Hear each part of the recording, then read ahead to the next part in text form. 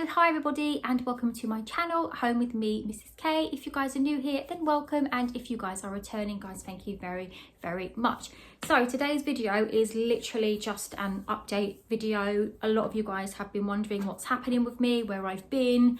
I know I left a post on my YouTube, I think a couple of weeks ago, wasn't it? Kind of explaining that I was having a procedure done, and basically I was having tests done for a particular cancer. So I know some of you might have seen that, and I know some of you also may not have seen that. So this is what today's video is about. I am going to be answering the questions, letting you guys know the outcome and the results, and just kind of explain what kind of led me to that place that I was in. And also as well, to every single person who did message me from that post, honestly, really appreciate it so much, and it never goes unnoticed. So thank you all very, very much firstly for that.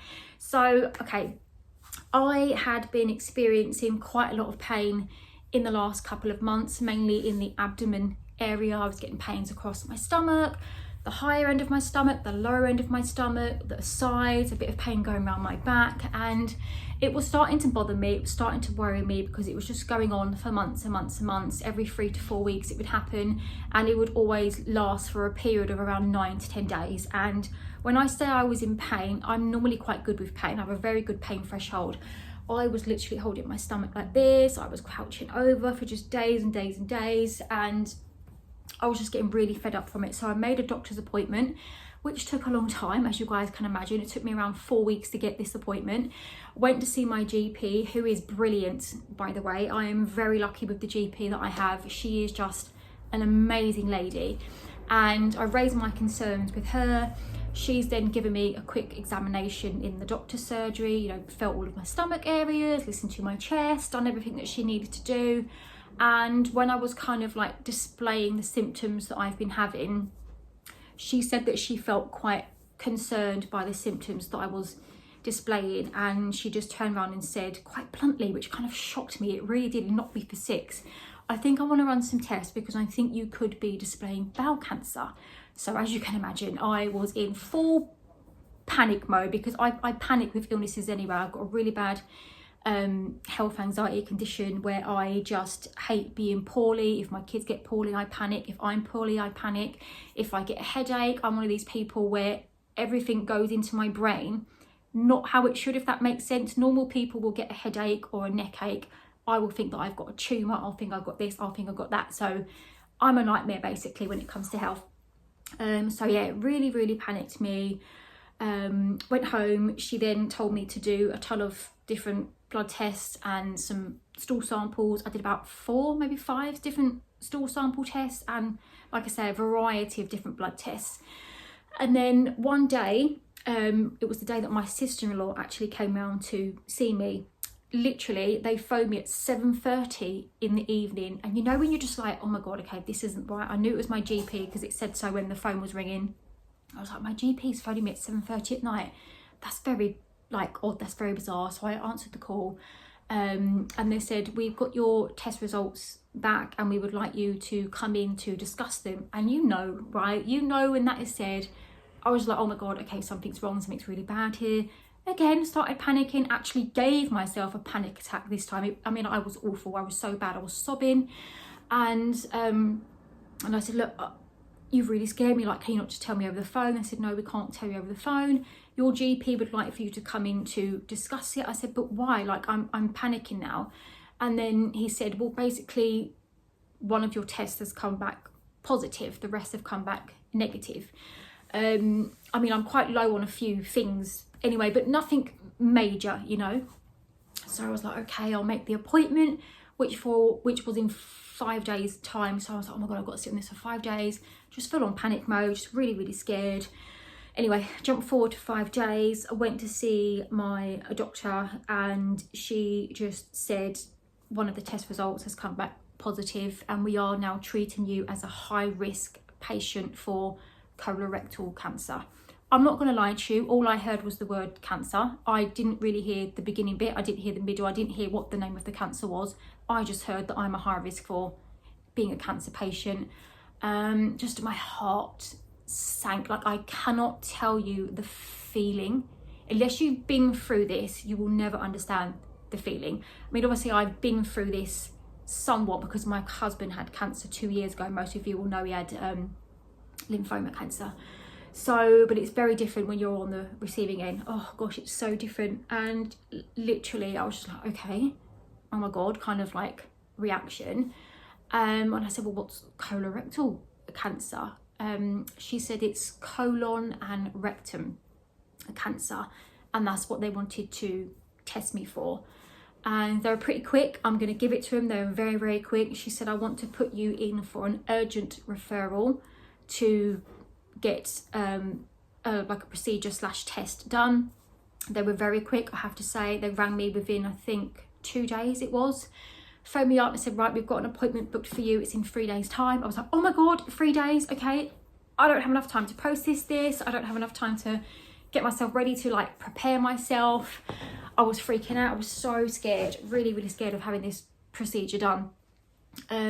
So the day came of the procedure. I got a pack in the post. Again, that arrived pretty quickly, telling me all of the preparation that I had to do beforehand. So the procedure that I had done was a colonoscopy. Now, to some people, that might be a very easy thing to do. It might be a very easy thing to go through, and you know, it might not be a procedure that's very scary. But when you're someone like me and you have severe health anxiety, and the thought of being put to sleep frightens you, the thought of having surgery, just the thought of hospitals or anything like that in general really frightens me, and I just have massive panic attacks over it. So I was really freaking out.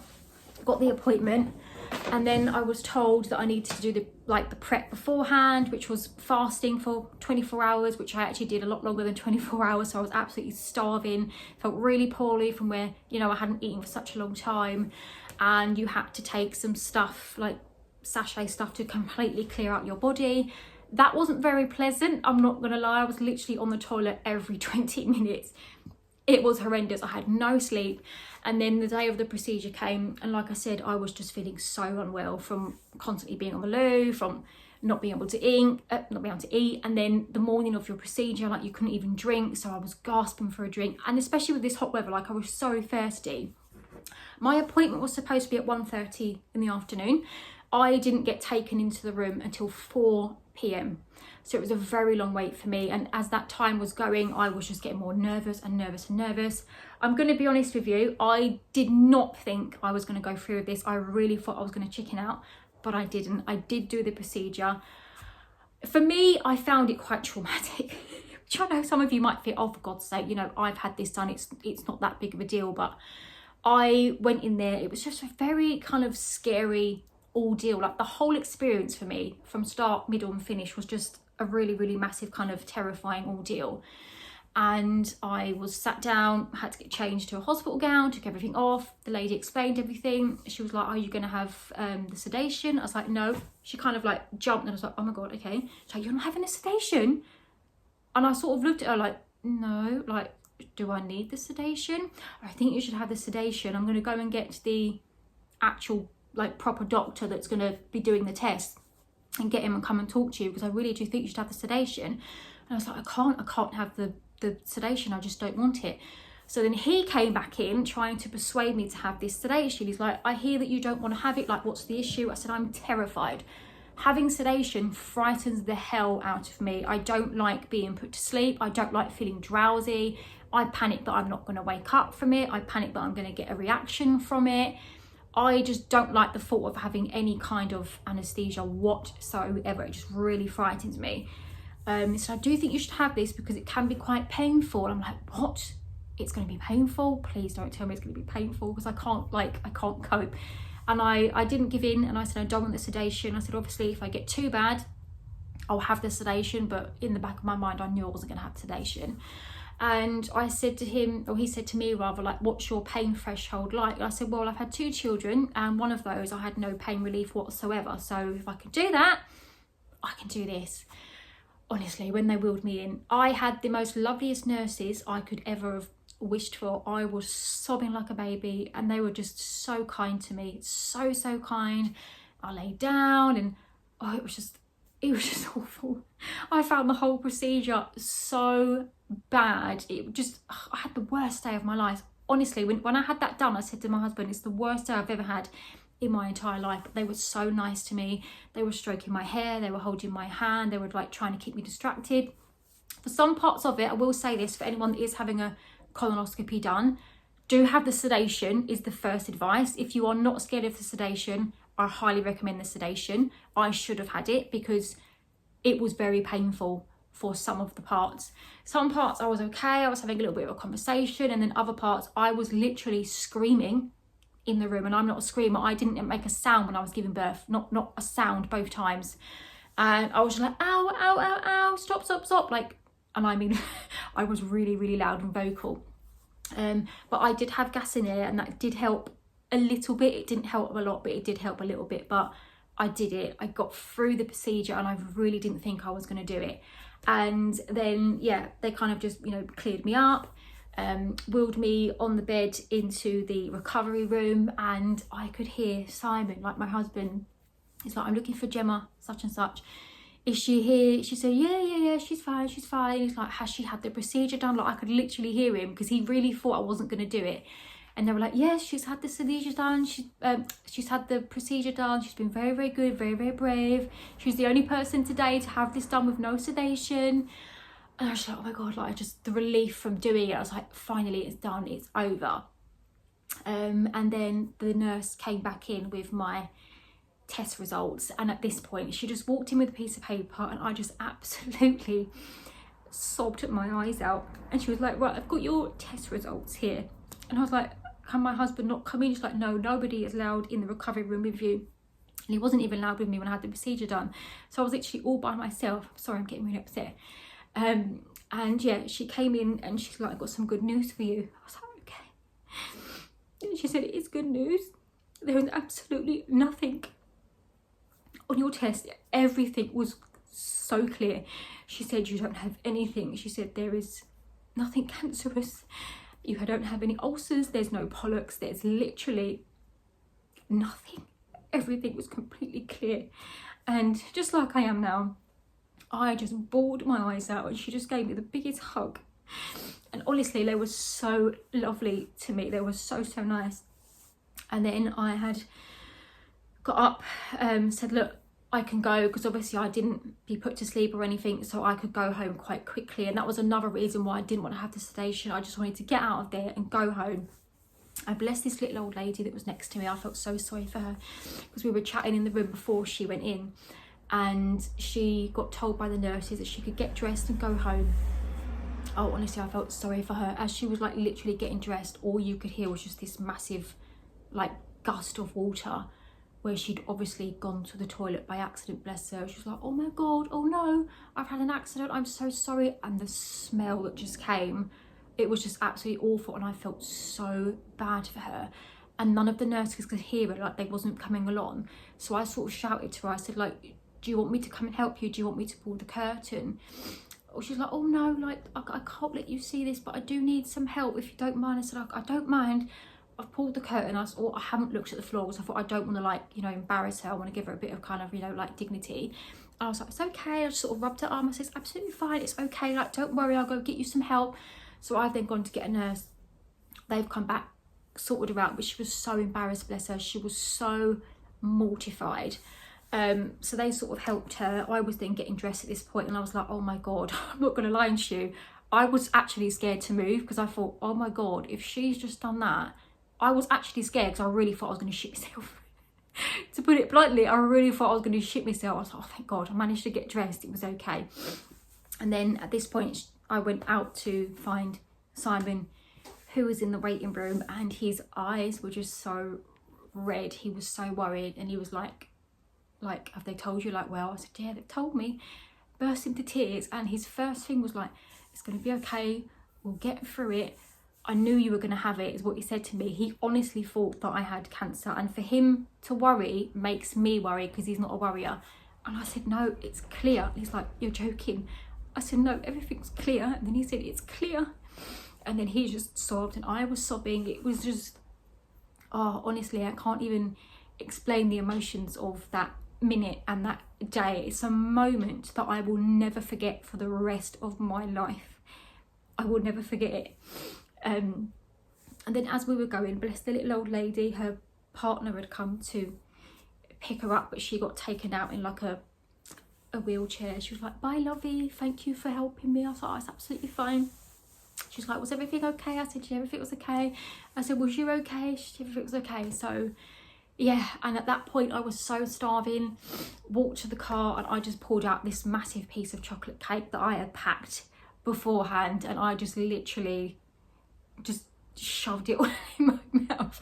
I was honestly so starving, I was gasping for a drink. Got back in the car, phoned my parents. 37 years I have known my dad. Never heard my dad cry.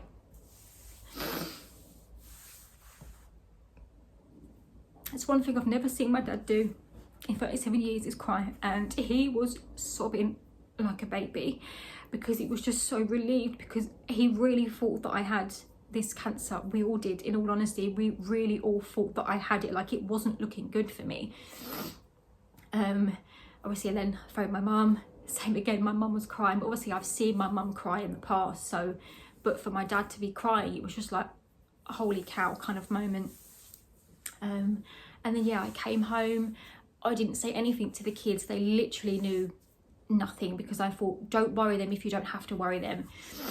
But then yeah, once I had it done, I did sit the kids down. I did explain to them, this is what mummy had done, this is what the doctors thought mummy had, but I don't, I'm fine, I'm okay. And they just gave me the biggest hug. And again, it's just one of those moments that I will never forget.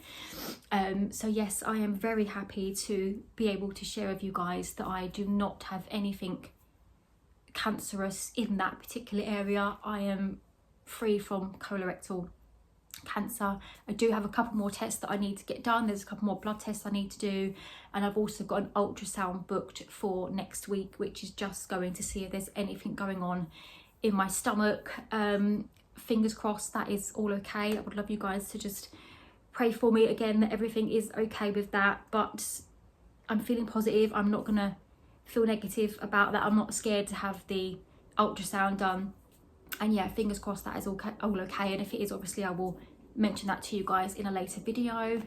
Having said that, it's not been all plain sailing. Obviously I've had this hanging over my head, which I just cannot tell you what an ordeal it's been, and to have that now not hanging over me is just such a relief. Like, I cannot tell you how good I feel not wondering if I've got cancer anymore. It's just such a relief for me. Excuse me guys.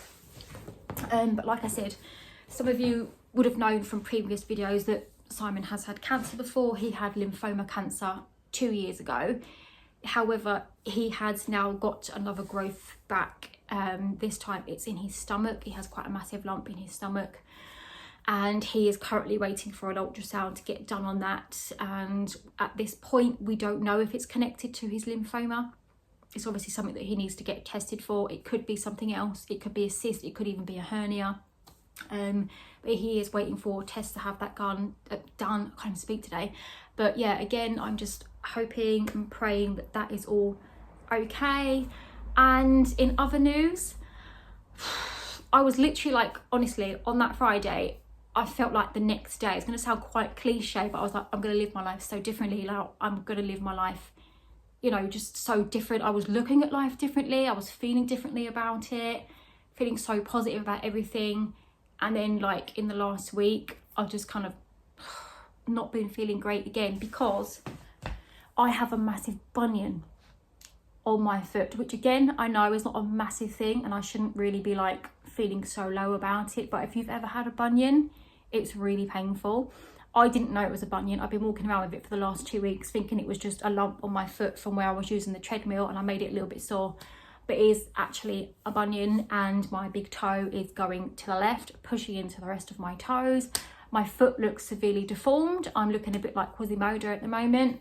When I'm walking, it's not even funny, honestly. When I'm walking, it's so painful, and my foot just goes to the left and it's hanging out of my shoe. I can't wear many shoes. I'm just wearing like bridged sort of sliders at the moment. They're not very comfortable. It's really painful to walk on. It's painful to work on, to clean on, to do anything basically. Going up the stairs is just an absolute nightmare.